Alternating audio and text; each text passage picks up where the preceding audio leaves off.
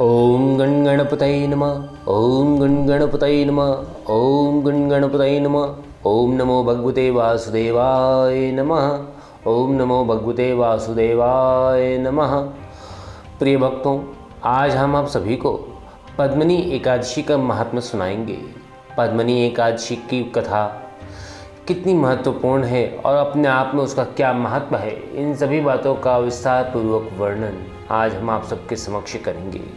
हमें पूर्ण आशा और विश्वास है कि पद्मिनी एकादशी के इस महात्म्य को आप सभी ध्यान और श्रद्धापूर्वक श्रवण करेंगे और अपने अपने जीवन को कृतार्थ करेंगे।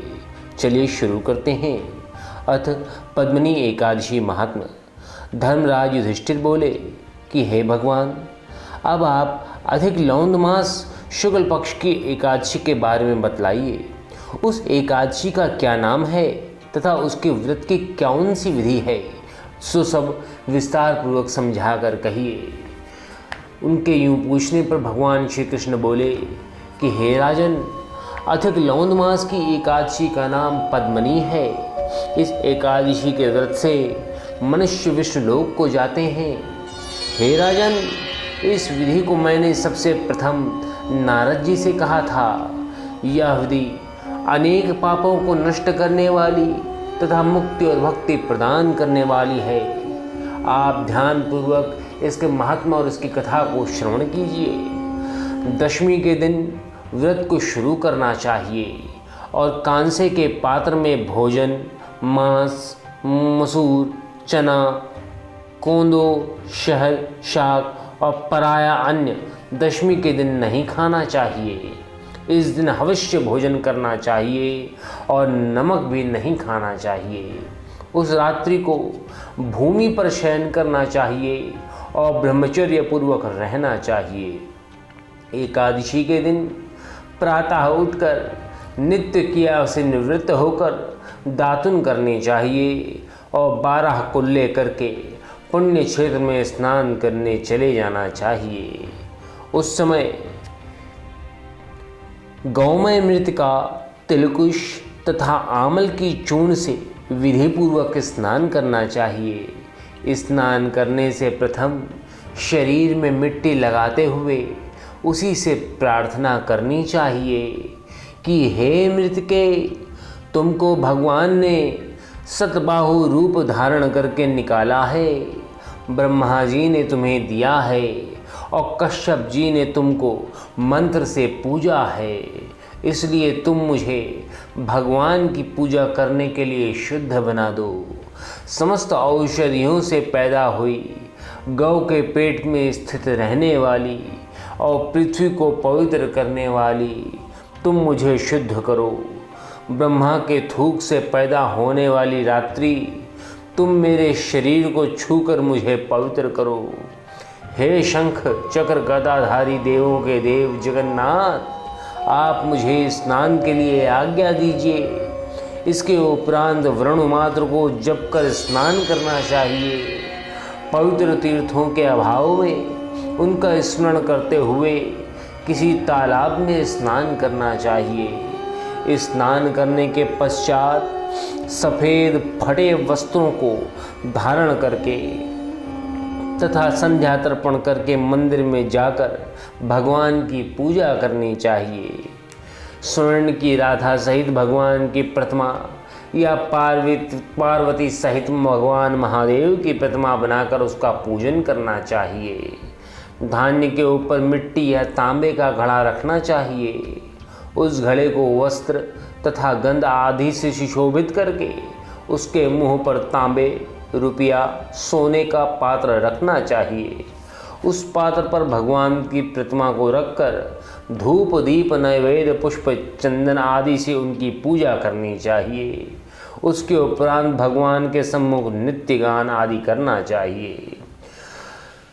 उस दिन पतित तथा रजस्वला स्त्री का स्पर्श नहीं करना चाहिए, अर्थात एकादशी के दिन किसी भी पतित या रजस्वला स्त्री का स्पर्श या दर्शन नहीं करना चाहिए। उस दिन असत्य भाषण तथा गुरु और ब्राह्मण की निंदा नहीं करनी चाहिए। उस दिन भक्तजनों के साथ भगवान के सामने पुराण की कथा सुननी चाहिए। अधिक अर्थात लौंद मास की शुक्ल पक्ष की पद्मनी एकादशी का व्रत निर्जला करना चाहिए। यदि मनुष्य शक्तिमान हो तो उसे जलपान या क्षुधाधार से व्रत करना चाहिए।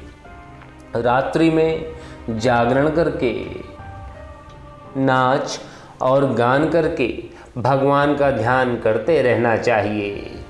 प्रतिपहर मनुष्य को भगवान या महादेव जी की पूजा करनी चाहिए। भगवान को पहले पहर में नारियल, दूसरे प्रहर में बिल्वपत्र, तीसरे प्रहर में सीताफल और चौथे प्रहर में सुपारी नारंगी अर्पण करना चाहिए। इससे पहले प्रहर में अग्निहोम का, दूसरे में वाजपेयी यज्ञ का, तीसरे प्रहर में अश्वमेघ यज्ञ का और चौथे प्रहर में राजसू यज्ञ का फल प्राप्त होता है। इस फल से अधिक संसार में न यज्ञ है, न विद्या है, न तप है, न दान आदि हैं। एकादशी का व्रत करने वाले मनुष्य को समस्त तीर्थ और यज्ञों का फल मिल जाता है। इस तरह से सूर्योदय तक जागरण करना चाहिए और स्नान करके ब्राह्मणों को भोजन कराना चाहिए। सब पदार्थ भगवान की प्रतिमा सहित ब्राह्मण को देना चाहिए। इस प्रकार जो मनुष्य विधिपूर्वक भगवान की पूजा तथा व्रत करते हैं उनका जन्म सफल हो जाता है और इस लोक में अनेक सुखों को भोग कर अंत में विष्णु लोक को जाते हैं। हे राजन, मैंने आपको एकादशी के व्रत का पूरा विधान बतला दिया है।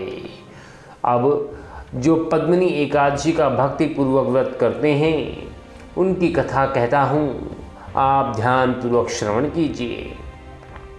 एक सुंदर कथा पुलत्स्य जी ने नारद जी से कही थी। एक समय कार्तवीर्य ने रावण को कारागार में बंद कर रखा था। उसको पुलत्स्य जी ने कार्तवीर्य की विनय करके छुड़ाया। इस घटना को सुनकर नारद जी ने पुलत्स्य जी से पूछा कि हे महाराज, उस महावीर रावण जिसने समस्त देवताओं सहित देवराज इंद्र को जीत लिया था, उसको कार्तवीर्य ने किस प्रकार जीता, सो आप मुझे समझाइए। इस पर पुलत्स्य जी बोले, हे नारद, आप पहले कार्तवीर्य की उत्पत्ति की कथा को सुनिए। त्रेता युग में महिष्मति नाम की नगरी में उपकीर्त वीर राजा राज्य करता था। उस राजा के 100 स्त्रियां थीं। उसमें से किसी के भी राज्य भार लेने वाला योग्य पुत्र न था। उस राजा ने पुत्र की प्राप्ति के लिए यज्ञ किए, परंतु सब असफल रहे। अंत में वह तप के द्वारा ही सिद्धियों को प्राप्त जानकर तपस्या करने के लिए वन को चला गया। उसी रात्रि उसको भगवान ने स्वप्न में दर्शन देकर उसको उसकी तपस्या के लिए प्रेरित करने का प्रयास किया। उसकी स्त्री हरिश्चंद्र की पुत्री प्रमदा वस्त्राभूषणों को त्याग कर अपने पति के साथ गंधमादन पर्वत पर चली गई। उस स्थान पर इन लोगों ने 10 सहस्त्र वर्ष तक तपस्या की, परंतु सिद्धियां प्राप्त न हो सकीं। राजा के शरीर में केवल हड्डियां रह गईं। यह देखकर प्रमदा ने विनय सहित महासती अनुसुईया से पूछा कि हे तपस्विनी, मेरे पतिदेव को तपस्या करते हुए 10 सहस्त्र वर्ष बीत गए, परंतु अभी तक भगवान प्रसन्न नहीं हुए हैं जिससे मुझे पुत्र प्राप्त हो सके। अब आप मुझे कोई व्रत बतलाइए जिससे मुझे पुत्र की प्राप्ति हो सके। इस पर माता अनुसुईया जी बोली कि अधिक लौंद मास जो कि 32 महीने बाद आता है, उसमें 2 एकादशियाँ होती हैं, जिनमें शुक्ल पक्ष की एकादशी का नाम पद्मिनी और कृष्ण पक्ष की एकादशी का नाम परमा है। उसके जागरण और व्रत करने से भगवान तुम्हें अवश्य ही पुत्र देंगे। इसके पश्चात अनुसुईया जी ने व्रत की विधि बतलाई। रानी ने अनुसुईया जी की बतलाई हुई विधि के अनुसार एकादशी का व्रत और रात्रि में जागरण किया। इससे भगवान विष्णु उन पर अत्यंत प्रसन्न हुए और वरदान मांगने के लिए कहा। रानी इस पर भगवान की स्तुति करने लगी। रानी ने कहा कि आप यह वरदान मेरे पति को दीजिए। प्रमदा का वचन सुनकर भगवान विष्णु बोले कि प्रमदे, मलमास मुझे बहुत प्रिय है, जिसमें एकादशी का व्रत तथा रात्रि जागरण तुमने विधिपूर्वक किया है, इसलिए मैं तुम पर बहुत प्रसन्न हूँ। इतना कहकर भगवान विष्णु राजा से बोले कि हे राजेंद्र, तुम अपनी इच्छा के अनुसार वर मांगो, क्योंकि तुम्हारी स्त्री ने मुझे प्रसन्न किया है। भगवान की सुंदर वाणी को सुनकर राजा बोला कि हे भगवान, आप मुझे सबसे श्रेष्ठ, सबके द्वारा पूजित तथा आपके अतिरिक्त देव, दानव, मनुष्य आदि से अजय उत्तम पुत्र प्रदान कीजिए। भगवान उससे तथास्तु कहकर अंतर्ध्यान हो गए। वह दोनों अपने राज्य को वापस आए। उन्हीं के वह कीर्तवीर्य पुत्र उत्पन्न हुआ, अर्थात उन्हीं के पुत्र का नाम कार्तवीर्य था। वह भगवान के अतिरिक्त सबसे अजय था। इसी से उन्होंने रावण को जीत लिया था। यह सब पद्मिनी एकादशी के व्रत का प्रभाव था। नारद जी से इतना कहकर पुलत्स्य जी वहाँ से चले गए। भगवान बोले कि हे महाराज, यह मैंने अधिक लौन मास की शुक्ल पक्ष की एकादशी का व्रत कहा है। जो मनुष्य इस व्रत को करता है वह विष्णु लोक को जाता है। हे धर्मराज युधिष्ठिर, सनातन धर्म में यूं तो अनेकों व्रत बतलाए गए हैं, किंतु हमारे धर्मशास्त्रों और पुराणों में जो व्याख्या एकादशी के व्रत की मिलती है, उसको सुनने से ये स्पष्ट होता है कि एकादशी के व्रत से बड़ी तिथि, एकादशी के व्रत से बड़ा पुण्यभागी व्रत न कोई था न कोई होगा। एकादशी का व्रत भगवान विष्णु को अति प्रिय है। जो भी प्राणी एकादशी का व्रत करके भगवान के समीप जाने की चेष्टा करता है, भगवान स्वयं उसके समीप आ जाते हैं और उसके समस्त मनोरथों को पूर्ण करते हैं। इस एकादशी के व्रत को धारण करते समय मनुष्य के मन में पूर्ण आस्था, श्रद्धा और विश्वास का होना अति आवश्यक है, क्योंकि बिना आस्था, समर्पण और विश्वास के भगवान कभी प्राप्त नहीं होते। भगवान को प्राप्त करने का एकमात्र तरीका केवल यह है कि मनुष्य को भगवान की पूजा अर्चना व्रत करते समय भगवान के प्रति अपने हृदय में स्नेह भाव, प्रेम भाव, वात्सल्य और मातृत्व का भाव रखना चाहिए। क्योंकि हम जिस भाव से भगवान से जुड़ते हैं, भगवान भी उसी भाव से हमसे जुड़ते हैं। भगवान अपने भक्तों के सदैव हृदय में निवास करते हैं। इसलिए अपने जीवन में किसी भी कृत्य को करते समय ये हमेशा ध्यान रखना चाहिए कि भगवान कहीं हमसे दूरवास नहीं करता, वो हमारे हृदय में निवास करता है और हमारे हर कृत्य पर उसकी दृष्टि निरंतर पड़ रही है। भगवान हमसे प्रेम करते हैं, अतः जब हम उनकी शरण में होते हैं तो वो हमें भटकने नहीं देते और हमारा मार्गदर्शन करते रहते हैं। अतः हम कह सकते हैं कि एकादशी के व्रत के पुण्य कहे या सुने नहीं जा सकते, क्योंकि वो असीमित होते हैं। जैसा कि सूत जी महाराज ने प्रारंभ में ही शौनक आदि 88,000 ऋषियों से बोला था कि एक वर्ष के अंदर 12 महीने होते हैं और एक महीने में 2 एकादशियाँ पड़ती हैं, सो एक वर्ष में 24 एकादशी होती है। परंतु जिस वर्ष लौंध अर्थात अधिक मास पड़ता है, उस वर्ष 2 एकादशी बढ़ जाती है। इस तरह कुल 26 एकादशियाँ होती हैं।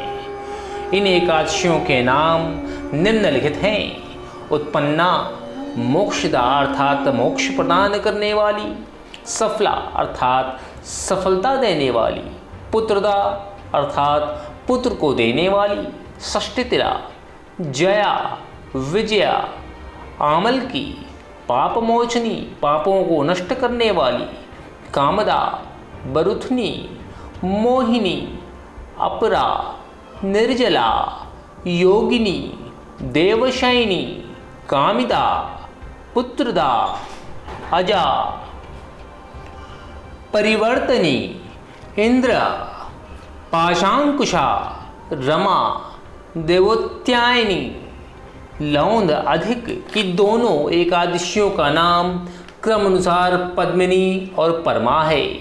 ये सब एकादशी यथा नाम तथा गुण वाली हैं।